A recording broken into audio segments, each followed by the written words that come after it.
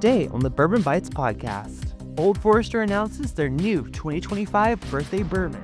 But they're not alone, because Four Roses also introduces their 2025 LE Small Batch. Plus, I'm reviewing the PGA Quail Hollow Championship Edition from Elijah Craig.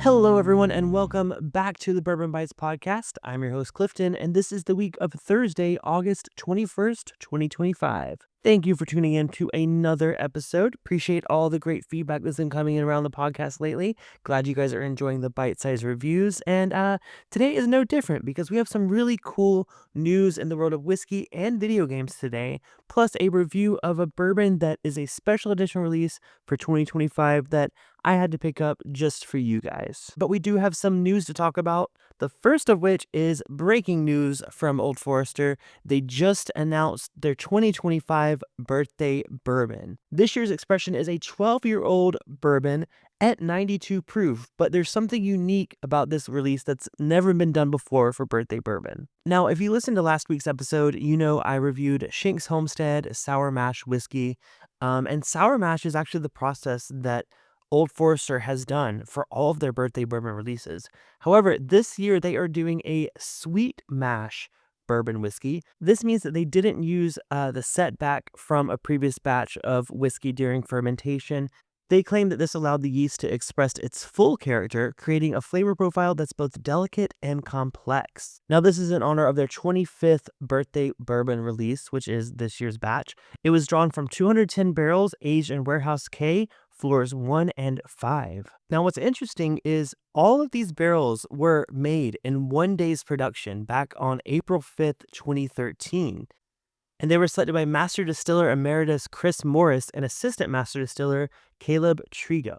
They claim that this 92 proof release is an anomaly, and it resulted in a silky and sweet flavor profile that shines at its proof. And I'll be honest, there really isn't much in this press release. I mean, there are tasting notes and nosing notes, but that's really all we know. It's, like I said, a 12-year-old 92 proof sweet mash bourbon whiskey. Birthday Bourbon has been one to me that I always appreciate seeing and hearing about, but it's not one that I seek out. I say that having owned 2 Birthday Bourbons in my collection that have not been opened, but that's because I've had a chance to buy them at retail, and my ultimate goal is to trade them for something that I actually want to drink. I feel weird about this, and this is something that I've talked about with a lot of whiskey friends, but not necessarily on the podcast or on YouTube. I would really like to make a good trade for my Birthday Bourbons. My issue is I don't feel comfortable trading with strangers online. I don't know. I see a lot of groups on Facebook where people trade bottles or they sell bottles. And even when you avoid all the legalities of that, I just get really nervous. I guess it comes from me, in the past trying to sell things online and kind of getting scammed or almost had my, iPhone stolen years ago when I went to go meet someone to sell it. I'm just really hesitant. And then when it comes to the Old Forester Birthday Bourbon bottle, I mean, look at it. It is the most oddly shaped bottle you could ever try to mail someone. So even shipping something like that it's so intimidating. So I've kind of let my anxiety get the best of me where I'm just holding onto these bottles and I'm rotating them every now and then just to kind of make sure that the corks don't, go bad or anything. But ultimately, I'd like to trade them for other, limited edition releases that I would prefer to drink. Old Forester's really not been a flavor profile that's been a favorite of mine. There have been a few exceptions, of course, which if you watch my reviews, I do have some really great Old Forester experience. But when I've tried Birthday Bourbon in the past, it's been good, but it's not been something that I seek out. So will I seek out this 2025 Birthday Bourbon? Most likely not, but if I get a chance to buy it at retail, I'm not going to turn it down. I would hope to be able to trade it for something that I will drink, whether it be a limited release from Buffalo Trace or Heaven Hill, something that I know I'm going to love. I think that's what I would rather have than a bottle of Birthday Bourbon. But if you get your hands on this one and you want to prove me wrong and tell me how exceptional this release is, please do. I welcome it. And if you ever want to send me a sample, I'd love to review it. But let me know if you guys have a chance to try this, if it's worth me taking this splurge on, maybe opening a bottle. We'll see. We'll see. Probably not, but, I do what you guys asked. This is all for you guys, so let me know. All right, well, speaking of limited editions, Four Roses actually just announced their 2025 LE as well.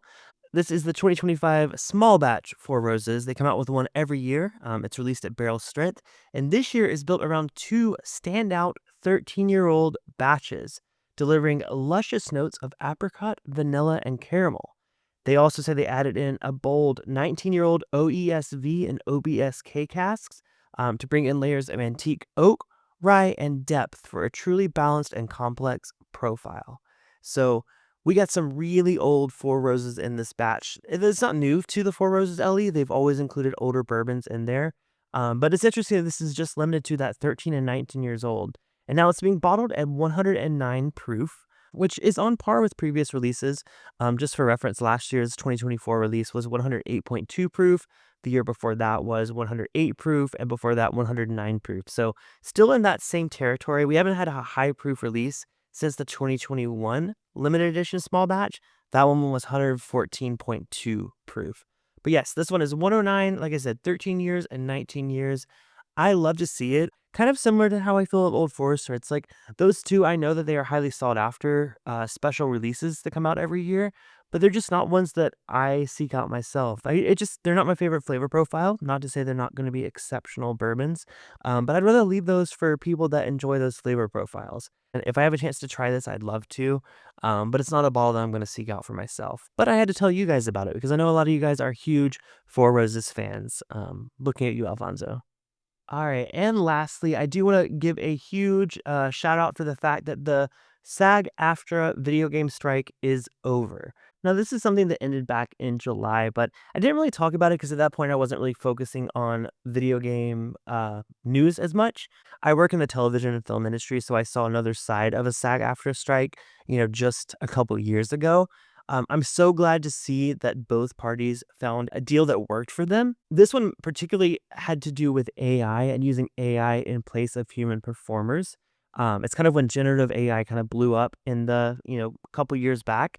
And rightfully so, voice actors were scared. They were scared they were going to use their, personas they built for these games and just continue to use an AI version. That way they don't have to hire them for lines, which is really scary and sad because voice actors make games. I'll say my partner is a huge fan of the Genshin Impact game, and I know that there are so many quests and scenes in that game that aren't voiced because of the strike itself. And I don't mind reading captions on a video game, but when you know that that line could have been voiced by an actual actor and the only reason they're not voicing it is because of this strike and they're fighting for their rights to their own IP, their own voice, it makes you really feel for that industry. It's something that we don't really talk too much about in general, unless you're a bit of a gamer or, like I said, in the TV or movie industry. But your right to your voice, I mean, that's something that I think voice actors particularly hold dearly.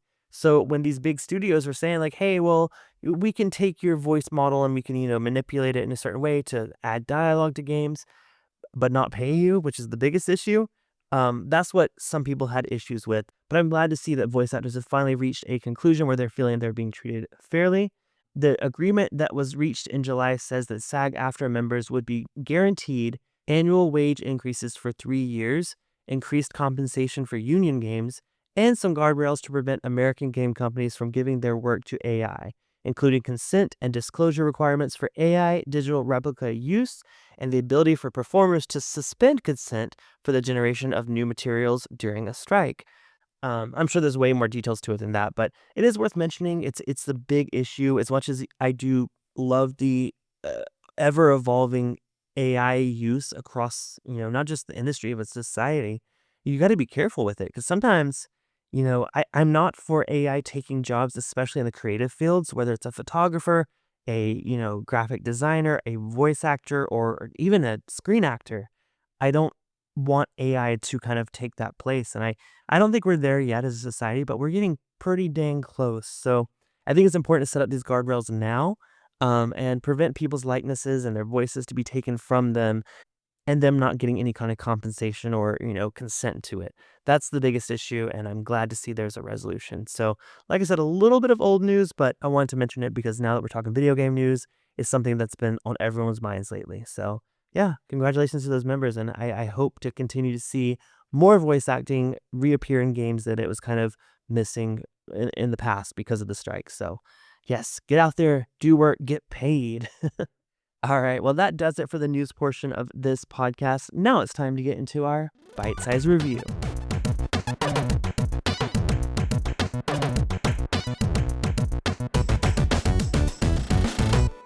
right. Well, I am very excited for this week's bite-sized review because it is reminiscent of one that I reviewed back in 2023 that blew my mind with how good it was for the price. So back in 2023, Elijah Craig partnered with the Ryder Cup to release a special edition small batch bourbon that was aged with toasted European oak casks. And that whiskey, if you check back on my channel, was one of my favorite whiskeys of the year. So I saw that there was a new collaboration with the PGA this year, and I had to pick it up. Now, doing further research, I see that last year they did a similar collaboration, and this one kind of follows a similar format to last year versus the 2023 release.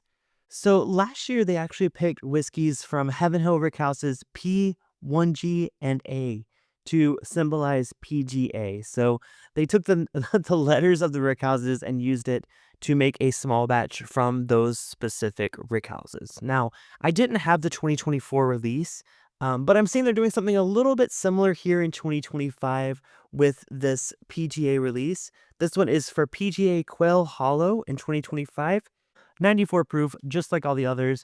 But this year, they are pulling bourbons selected from Rickhouse's Q and H1, aka QH Quail Hollow. So I will say it's not quite as exciting as doing a special European toasted oak like they did with the release from back in 2023, but it's still exciting to see a exclusive blend of a small batch of Elijah Craig, especially coming from the distillery. I have high hopes for it. Maybe not as high of hopes as I had for them back in 2023 with the Writers Cup edition, but I had to pick it up because I love that one so much. I want to see if they're keeping up the quality with this one. So let's go ahead and pour the 2025 PGA Championship Elijah Craig Small Batch. Now, of course, this is a commemorative bottle, so it has a special gold icon on the top of the cork that says PGA Quail Hollow 2025. Now, the reason for this release and other previous releases is Elijah Craig is the official bourbon of the PGA Championship. They've been a sponsor for several years now. But I do appreciate them doing a little bit something different, rather than just being the sponsor and not doing a special release. I do commend them for that. And fun fact, Quail Hollow Club is in Charlotte, North Carolina, which being born and raised near Charlotte, North Carolina my entire life, I've never heard of Quail Hollow Club. That just shows what tax bracket I wasn't in. This does have a little bit of a special place in my heart because of that, but I don't know. Is it bad that I feel like I'm already starting to feel like it's a little gimmicky with it being from Rickhouse's Q and H1 to honor Quail Hollow?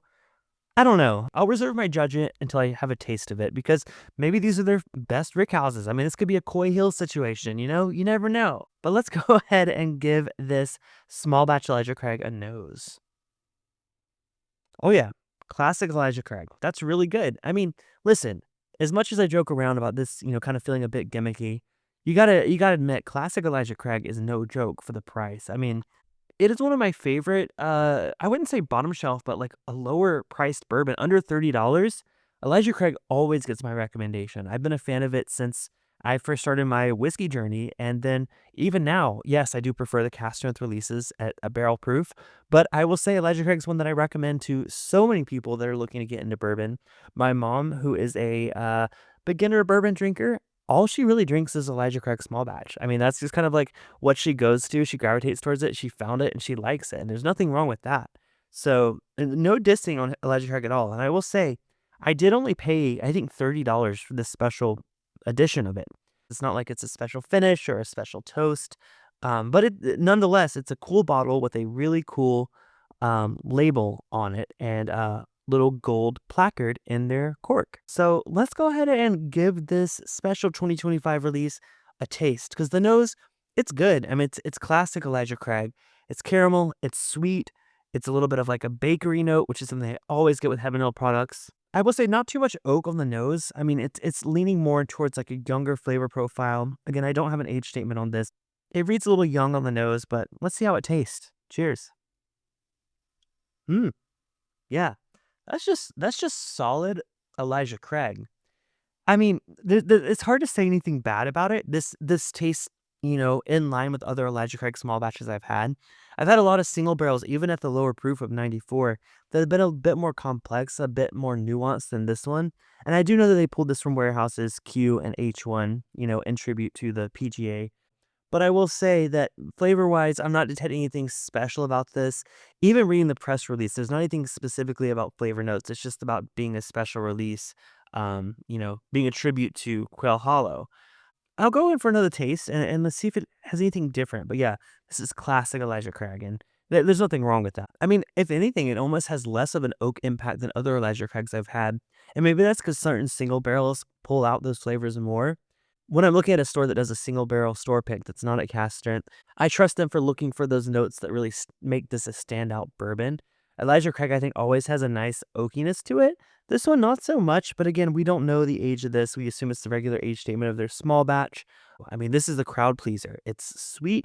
It's a little bit of like a toasted baked good note that I always get when Heaven Hill products. If you've been following for a while, you'll know that's not anything groundbreaking at all. This is standard Heaven Hill distillate, but that's not bad by any means, especially at 94 proof and only $30 or less. I mean, I think that's what you expect with paying this amount of money.